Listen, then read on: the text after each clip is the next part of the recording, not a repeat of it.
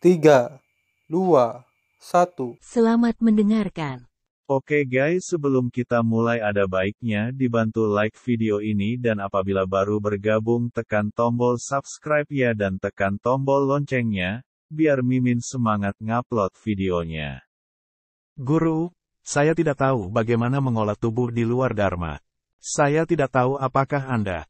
Tuan Pedang Abadi bertanya dengan tergesa-gesa. Di depan saya, tuannya adalah orang besar. Jika Anda tidak memanfaatkan kesempatan yang baik, itu terlalu buruk. Kamu bertanya padaku, apakah Anda mengubah mata Anda? Betul sekali.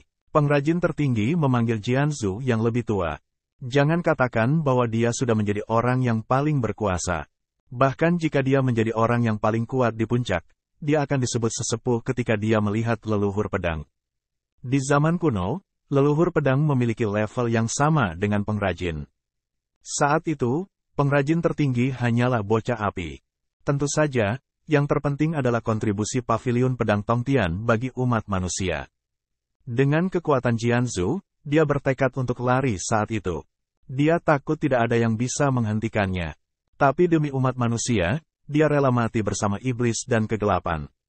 Dia menekan Raja Kegelapan selama ratusan juta tahun, yang cukup untuk dikagumi oleh siapapun.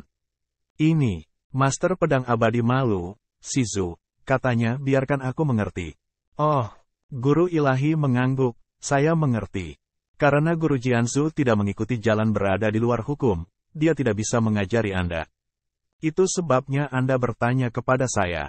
Ini sangat sederhana. Tubuh di luar Dharma sebenarnya adalah proses peleburan antara tubuh dan harta. Mana yang lebih cocok untuk peleburan jiwa, tanya Maha Guru. Satu sisi, Qin Chen dan mereka juga melihat ke atas. Pertanyaan ini sedikit menarik. Alam adalah tubuh manusia. Pedang abadi adalah jalan utama. Benarkah itu? Tubuh manusia cocok bagi jiwa untuk singgah. Jika harta karun terintegrasi dengan sangat baik, apalagi yang perlu dilakukan beberapa orang kuat setelah tubuh mereka dimusnahkan? Hanya menempati harta. Tuan itu langsung tertawa, dengan ekspresi bahwa Anda akan menjawab seperti ini. Apakah kamu melakukan kesalahan? Penguasa pedang abadi tertegun. Pengrajin tertinggi berkata sambil tersenyum. Lalu saya bertanya mengapa mayat tidak akan melahirkan jiwa setelah disimpan selama ratusan juta tahun, tetapi harta karun dapat dengan mudah melahirkan roh setelah disimpan. Selama ratusan juta tahun, nah, ini benar-benar masalah. Ji Ruyu dan Ji Wuks mengerutkan kening. Memang mudah melahirkan jiwa saat harta sedang mengandung dan dibesarkan. Beberapa harta langit dan bumi, seperti api surgawi, secara alami akan melahirkan kebijaksanaan, dan bahkan yang dimurnikan setelah besok juga akan melahirkan roh. Namun, betapapun hamilnya jenazah, tidak mungkin melahirkan kecerdasan baru. Dan mengapa? Tuan itu tertawa dan menatap Qin Chen. Qin Chen, kamu harus tahu. Qin Chen berkata, sebenarnya, kelahiran kebijaksanaan disebabkan oleh kehamilan harta. Yang kuat selalu menggunakan jiwa dan kekuatan mereka untuk memelihara mereka, yang secara alami akan mengarah pada transformasi. Roh langit dan bumi seperti Tianhuo adalah sama meskipun tidak ada yang kuat yang pernah memelihara mereka, surga dan bumi akan melakukannya. Memelihara mereka. Oleh karena itu, kelahiran kebijaksanaan harta ada hubungannya dengan mereka, juga dengan orang kuat yang memeliharanya. Adapun tubuh, siapa yang akan memiliki tubuh? Jika kamu benar-benar hamil dan dibesarkan selama ratusan juta tahun, kamu mungkin tidak dapat menjadi mayat atau boneka, dan melahirkan kesadaranmu sendiri. Jalan ringan Qin Chen. Ya, itu benar. Dewa Pedang Abadi, mereka menatap mata besar. Pikirkan baik-baik, itu benar-benar hal seperti itu. Haha, itu benar. Layak menjadi master pekerjaan surga berikutnya yang ditunjuk olehku. Pengrajin tertinggi tertawa, apa yang dikatakan Qin Chen sangat masuk akal. Kunci kelahiran kebijaksanaan bukanlah harta, tetapi orang kuat yang membiakannya. Misalnya, jika seorang pengrajin fana membangun kuda Troya, bahkan jika itu memakan waktu seumur hidup, kuda Troya tidak mungkin dilahirkan dengan kebijaksanaan. Jika itu adalah tempat duduk saya, Anda dapat mengukir kuda Troya untuk menunjukkan kehidupan. Apa kau percaya itu? Master Pedang Abadi mengangguk. Dia adalah master senjata ajaib. Apalagi kuda Troya. Bahkan sebatang rumput atau sekuntum bunga dapat dijadikan harta karun di surga. Faktanya, harta dan tubuh keduanya adalah materi, dan tubuh di luar metode pemurnian. Anda tidak harus terikat oleh apakah itu harta atau tubuh. Faktanya, tubuh dan harta itu adalah materi dan energi di alam semesta ini. Energi dihemat. Alasan mengapa yang kuat itu kuat adalah karena mereka telah berlatih sepanjang waktu. Tubuh menyerap energi yang tak terhitung jumlahnya dan memperluas tubuh tanpa batas. Itu sama dengan harta. Apa yang harus kamu lakukan adalah menjaga kehamilan dan meningkatkan harta, dan membuatnya tumbuh semakin kuat.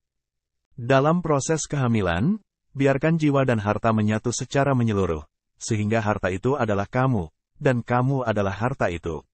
Seperti Tuan Tianhe, tubuhnya di luar Dharma adalah Tianhe yang mengerikan, yang tidak dimurnikan oleh penguasa Tianhe sendiri. Dikatakan bahwa itu adalah sungai bintang yang lahir ketika alam semesta terbuka.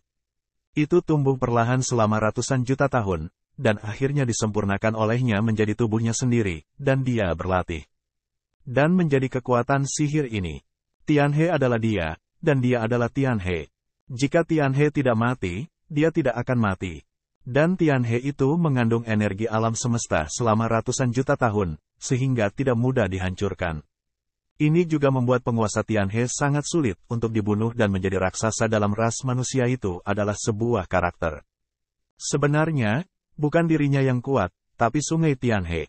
Dengan cara yang sama, yang perlu kamu lakukan adalah terus memperkuat kekuatanmu di luar hukum. Tapi berbeda dengan tubuh fisik memiliki keterbatasan. Sulit baginya untuk hamil, tapi harta lebih mudah hamil, seperti kamu. Pengrajin tertinggi membuka matanya dan menatap Master Pedang Abadi. Dalam sekejap, Master Pedang Abadi memiliki perasaan dilihat oleh pihak lain. Gelap, mengandung arti pedang tertinggi. Tubuhmu harus menjadi semacam esensi kendo, dan itu adalah harta karun tertinggi dari paviliun pedang Tongtian. Itu telah dibesarkan oleh orang kuat kendo yang tak terhitung jumlahnya. Faktanya, tubuh Dharma ekstra Anda tidak lebih lemah dari Tianhe, penguasa Tianhe. Hanya saja Tianhe sendiri sangat kuat, dan menjadi sangat mengerikan seketika setelah bergabung dengannya.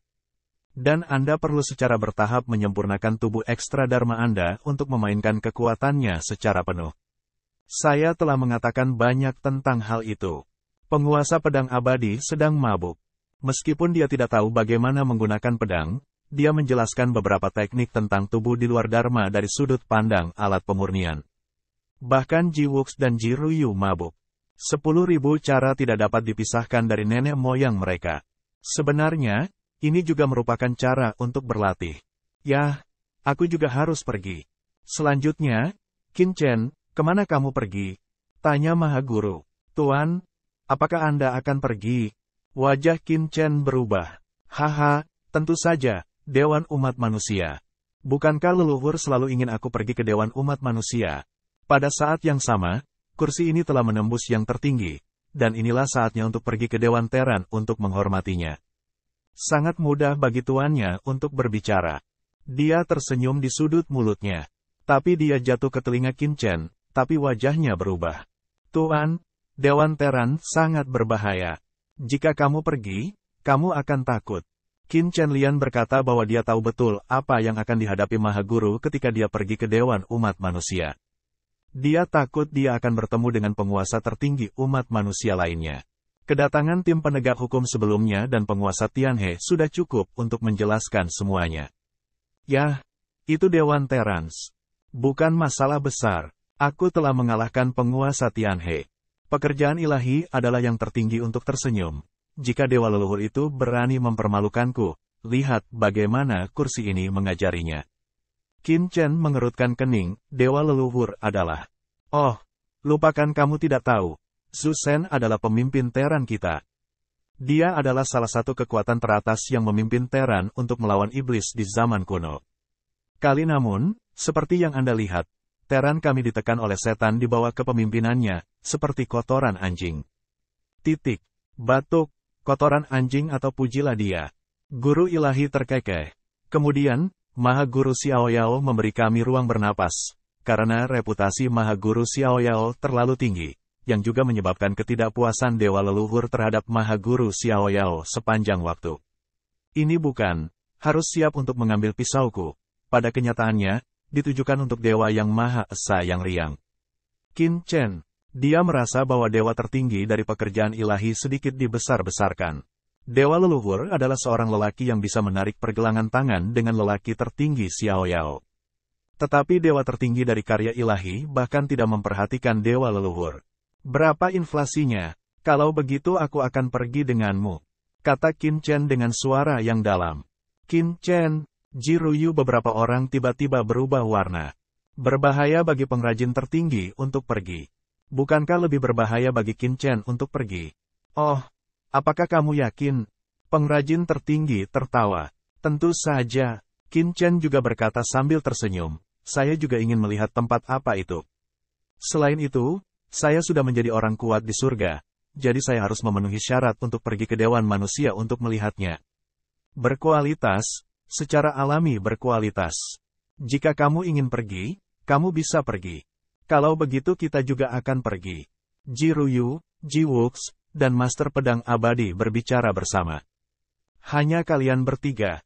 Tuan itu menggelengkan kepalanya. Ji Ruyu tiba-tiba berubah warna, terutama Ruyu.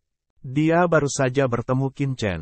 Apakah dia akan berpisah? Di dalam surga, para budak kulit hitam dan yang lainnya dengan cepat mendekat, dan wajah mereka cemas. Bukannya kamu tidak boleh pergi, tapi ada tugas yang lebih penting untukmu. Cara ilahi. Tugas yang lebih penting. Ji Wuks ragu. Itu surga. Maha Guru mendongak dan berkata, surga hari ini telah diperbaiki dengan sangat kuat, cukup untuk membiarkan kekuatan tingkat surga masuk. Begitu kita pergi, saya khawatir tidak akan lama lagi semua kekuatan besar akan memiliki ahli surga untuk memasuki. Pada saat itu, surga tidak akan kacau, tetapi akan ada konflik, karena surga adalah rumah harta karun bagi sekelompok orang ini. Aku ingat kamu juga telah mendirikan kekuatan di surga ini. Apa yang disebut Pavilion Candi? Jika orang-orang kuat ini masuk, kamu akan menjadi yang pertama menderita. Tiba-tiba, para budak hitam dan yang lainnya di belakang berubah warna. Jadi, kamu harus tinggal, dengan kekuatan kalian bertiga, cukup untuk menjaga surga, dan kuharap aturan surga juga dibuat oleh kita. Ini adalah pekerjaan yang luar biasa. Ji Wuks terkejut, kita membuat peraturan. Apa yang salah?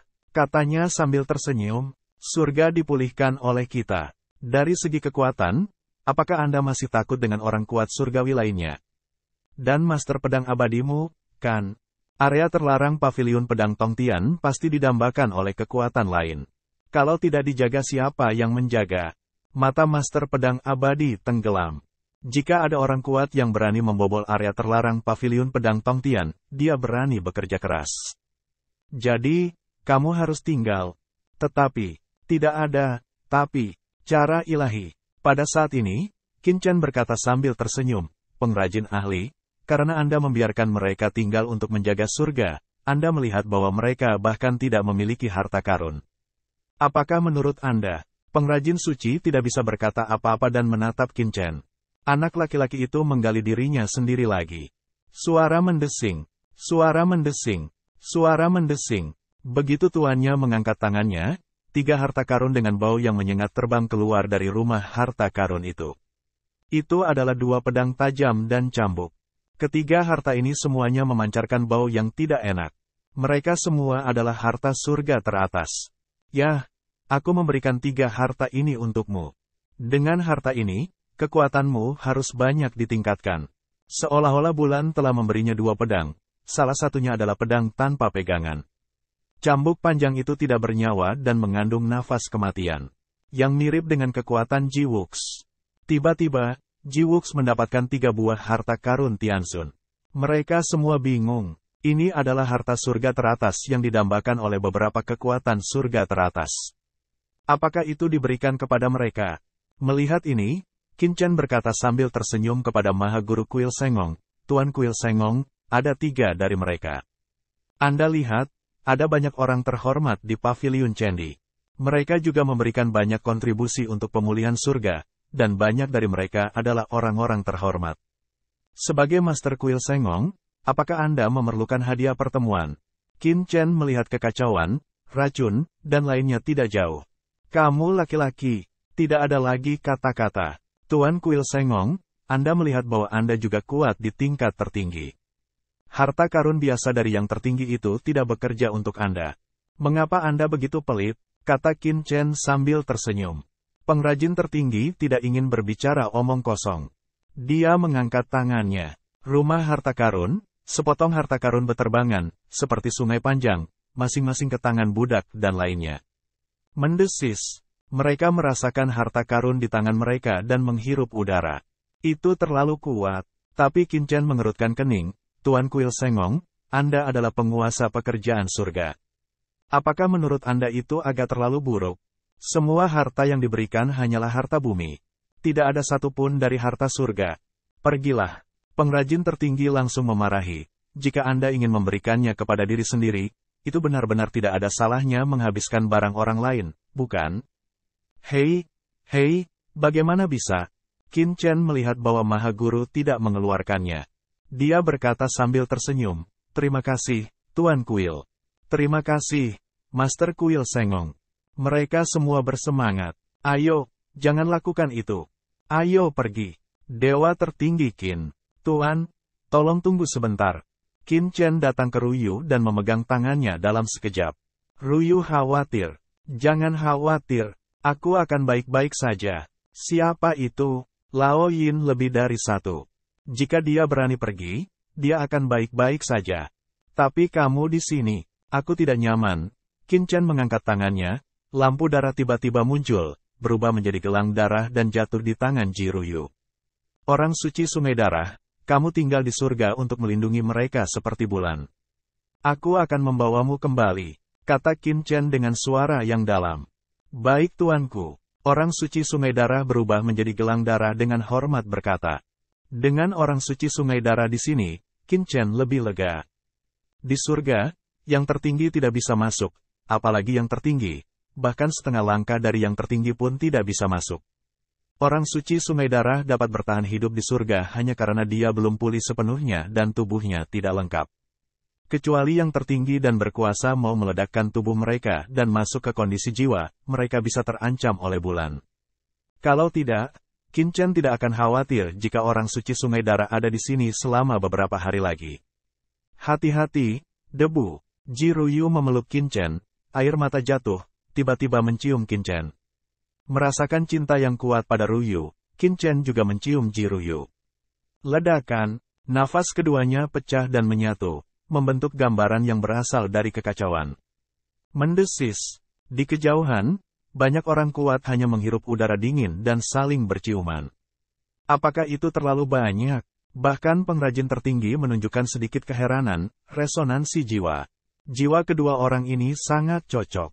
Dia tidak bisa menahan diri untuk melihat ke arah Ji Ruyu dan bergumam, orang ini memiliki masa depan. Saatnya menunjukkan cintamu. Tidak jauh dari sana, Murong Bingyun membunyikan mulutnya, sangat tidak nyaman, sambil berkata, sementara lidah tidak bisa menahan untuk menjilat. "Ruyu, aku pergi. Hati-hati dan yakinlah. Aku akan segera kembali." Suara mendesing. Dalam sekejap, Qin Chen memasuki aula harta karun, sementara guru dewa dengan aula harta karun menghilang ke dalam kehampaan. "Qin Chen, kamu harus hati-hati." Melihat ke arah kepergian Qin Chen, Ruyu berteriak, air mata mengalir di wajahnya.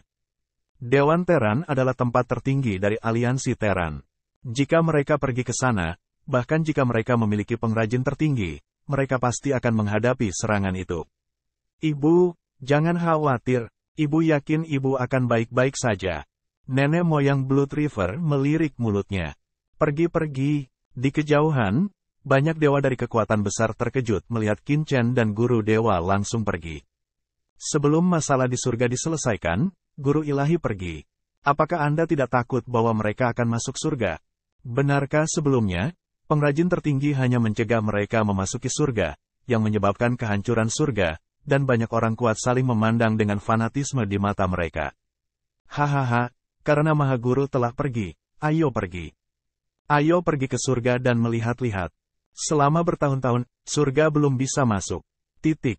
Saya tidak menyangka bahwa saya menjadi salah satu orang pertama yang masuk surga hari ini. Hahaha, Ayo pergi. Wush! Seorang lelaki kuat dari keluarga selebritas, dengan banyak lelaki kuat, menyapu ke surga satu demi satu. Namun, mereka belum sepenuhnya masuk. Ledakan, beberapa sosok muncul dan menghentikan mereka dalam sekejap. Banyak orang kuat di tempat kejadian mengubah wajah mereka. Apa yang kamu lakukan? Hadirin sekalian, dengan pemulihan kerajaan surgawi, semua kekuatan besar dapat memasuki kerajaan surgawi. Namun, untuk memasuki kerajaan surgawi, harus ada 3 aturan. Ji-Wux maju dan berkata dengan dingin. 3 aturan hukum? Hahaha, kenapa? Siapa yang akan membuat perjanjian dengan kami? Kamu. Sekelompok orang kuat di tempat kejadian tertawa terbahak-bahak. Orang-orang ini di surga, idiot. Pengrajin tertinggi telah pergi. Mereka tidak patuh, atau mereka hanya bersembunyi. Mereka berani menghentikan mereka berbicara tentang hukum. Lucu dan membuat orang tertawa. Orang-orang ini, mengapa? Kualifikasi apa yang mereka miliki untuk membuat 3 aturan dengan mereka? Keluar dari sini. Beberapa Tianzun bersorak dengan dingin. Anda adalah orang-orang yang bekerja di surga. Saya mendengar bahwa Anda telah berkontribusi banyak untuk pemulihan surga. Ayo cepat menyingkir. Kami tidak akan menyelidiki. Jika tidak, kami tidak akan kasar. Dewa ini, yang mengeluarkan nafas yang mengerikan, meledak, tiba-tiba, kekuatan dewa yang mengerikan saat Jenderal Lautan menyebar. Jika pengrajin tertinggi ada di sana, mereka tidak akan berani sombong. Tetapi jika pengrajin tertinggi tidak ada di sini, orang-orang ini juga ingin menghentikannya. Bukankah mereka mencari jalan buntu? Suara mendesing. Saat dia mengatakan ini, Kaisar, dengan anak buahnya, terbang lurus ke arah surga. Namun, Ji-Wux menghentikannya dan berkata dengan dingin, jika kamu tidak mematuhi hukum, kamu tidak bisa masuk surga. Untuk mati. Hari ini Zun marah, juga tidak tahu kemana harus lari dari pria itu, beraninya dia menghentikannya. Bersenandung, di tangannya, kapak perang tiba-tiba muncul. Boom! Kapak itu melambai, yang langsung menghancurkan langit. Kapak perang yang luas berubah menjadi pilar surga, tiba-tiba meledakkan atmosfer anti-langit, dan jatuh menimpa Ji-Wux. Mereka yang tidak mengenal langit dan bumi sedang mencari kematian. Namun, sebelum kapaknya ditebang, Ji-Wux juga bergerak. Di tangannya, cambuk hitam muncul, dan udara kematian penuh dengan udara. Dia berubah menjadi medan kematian, dan menebas langsung ke arah Tianzun. Dengan embusan, bayangan kapak di langit hancur dalam sekejap. Kemudian cambuk Black Death dicambuk pada Tianzun, yang membuat tubuh Tianzun kembali dan armor mantelnya hancur dalam sekejap. Satu tembakan, pembunuhan kedua. Hari itu, Zun terbang keluar, memuntahkan darah di mulutnya, dan nafasnya terus-menerus turun. Matanya ketakutan dan menunjukkan ketakutan yang tak ada habisnya. Itu terlalu kuat. Itu hanya pukulan. Ini pukulan. Mendesis. Di kejauhan, makhluk langit lainnya juga berubah warna, menatap cambuk hitam di tangan Ji-Wux. Puncak harta surga, pada saat tangan Ji-Wux, mereka merasakan hembusan nafas yang mengerikan dari harta Tianzun, yang membuat semua orang panik. Ini adalah harta yang didambakan oleh leluhur dari kekuatan surga tertinggi umat manusia. Sombong, bawa dia. Mata Master Tianzun yang terluka terkejut dan marah. Dia meraung dan berkata, anak muda, kamu terlalu gila. Mungkin pemulihan surga berhubungan denganmu, tapi surga adalah milik seluruh umat manusia, bukan hanya milikmu. Sebuah suara tua terdengar. Di tengah kerumunan, seorang lelaki tua keluar dengan nafas suci yang mengerikan. Wakil kepala kata suci kuil suci, yang kuat menghirup udara dingin. Kuil suci, kekuatan surga tertinggi umat manusia, tidak kurang dari keberadaan istana dewa bintang dan kekuatan lainnya. Para tetua umumnya adalah kekuatan surga, sedangkan tingkat wakil pemimpin adalah kekuatan surga selanjutnya, dan kekuatannya sangat mengerikan. Begitu pria itu keluar, lapangan menjadi sunyi. Wakil pemimpin dari kata suci jelas merupakan yang teratas di antara banyak dewa yang hadir. Surga bukan milik kami, tapi bukan milikmu. Dalam kalimat itu, jika kamu ingin masuk surga, kamu harus membuat 3 aturan. Ji tidak memiliki cahaya salju, bukan karena pihak lain adalah periode akhir surga, tetapi memiliki gentar sedikit pun. Haha, wakil pemimpin kata suci tertawa dengan marah. Anak muda, Beritahu saya cara membuat 3 aturan. Mudah. Jiwux berkata, pertama, setelah memasuki surga, cobalah untuk menjaga kedamaian. Persyaratan paling utama adalah bahwa orang kuat tingkat surga tidak boleh memulai.